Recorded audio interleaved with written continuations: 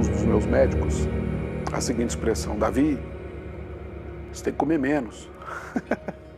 Davi, você tem que fazer exercício. Davi, você tem que cuidar da sua saúde. Por que eu continuo comendo o que eu não posso,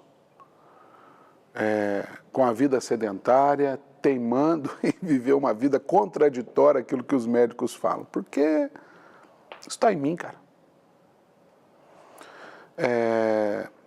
Deus, ele abre o nosso entendimento acerca da tragédia do pecado.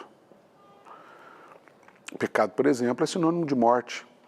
A carta de Paulo aos Romanos diz que o salário, a consequência, o resultado do pecado é a morte. E a gente lida com a realidade da morte o tempo todo. Então, nós não vencemos o pecado nesse entendimento de que, Deus me perdoou, Deus me salvou do pecado e eu agora, então, não peco mais. Não. Isso não é possível enquanto a gente estiver exposto ao pecado. O que acontece é o seguinte, no nosso entendimento bíblico, o que acontece é que um novo ser nasce quando nós, pela fé, entendemos o amor de Deus por nós, que a gente chama de salvação. Então, a partir daí, aquilo que determina a minha relação com o pecado, os pressupostos que determinam a minha relação com o pecado, eles passam a ser outros. Por exemplo, tem muita coisa que eu antes não considerava pecado, que agora eu considero. O contrário também é verdadeiro. Tem muita coisa que eu considerava pecado, que agora eu não considero. Pode ser. A questão é que o pecado está em nós. Nós continuamos na luta contra o pecado, por quê? A palavra pecado, no sentido original, ele vai chegar numa palavra grega chamada soma. E soma é o que a gente chama de carnalidade. A carne. E a carne, ela é sensitiva, ela é vulnerável, ela é suscetível a uma série de influências externas. E isso nos vulnerabiliza quanto ao pecado, né? É o que a gente chama de prazer, é o que a gente chama de paixão, né? E queira ou não queira, a nossa carne está habituada, desde que a gente nasceu, à busca pela paixão.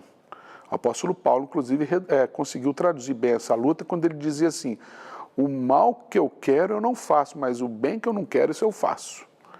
O que ele quer dizer assim, a minha carne luta contra o meu espírito o tempo todo. Porque eu entendi que se eu caminhar, se eu viver para o pecado, vou dizer isso, o Paulo fala isso, que nós não vivemos mais para o pecado, né? Então ele fala assim, se eu viver para o pecado, eu vou continuar tendo uma condição de morte, eu vou ser um zumbi. Que o meu coração bate, mas a minha alma está morta. Se eu sou orientado pelo pecado, pelo prazer, cara, isso é uma grande tolice, com perdão da expressão, porque não existe nada mais transitório do que o pecado, né? Um prazer instantâneo. E isso é desde de uma mordida num hambúrguer ou num chocolate, até uma transa rápida, o uso de uma droga ou alguma coisa assim. Da mesma intensidade que vem, aquilo vai, só que deixa prejuízos na nossa carne, na nossa vida. Então, do que verdadeiramente Cristo nos liberta, então? Eu quero responder fazendo uma pergunta. Ele nos liberta, respondendo, do império das trevas, do domínio do pecado. O pecado não tem domínio sobre nós. Quando o Espírito Santo começa a habitar na nossa vida, então a gente se torna capaz de identificar o pecado e fugir do pecado. A gente é capaz de antecipar a carência da carne que clama por pecado. Se eu sei que aquela situação me leva a pecar, então eu não vou me expor àquela situação. Essa é a obra que o Espírito Santo produz em nós. Se isso não acontece, eu continuo pecando.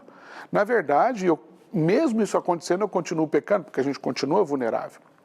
Enquanto a gente não atingir o status de ressurretos em Cristo Jesus, ou seja, enquanto, muito embora a nossa alma, na condição eterna, habite num corpo limitado, física e biologicamente falando, emocionalmente falando, nós estamos suscetíveis ao pecado. A grande diferença é que a gente descobre que em Cristo Jesus eu posso chegar e dizer, eu sou pecador, eu preciso vencer isso, eu preciso ser transformado nisso.